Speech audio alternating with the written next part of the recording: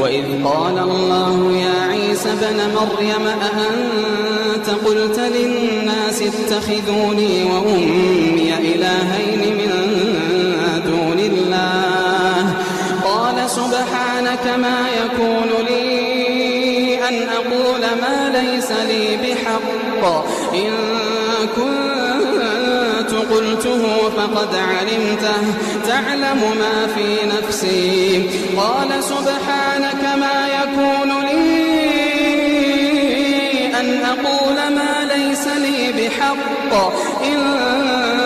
كنت قلته فقد علمته تعلم ما في نفسي ولا أعلم ما في نفسك تعلم ما في نفسي ولا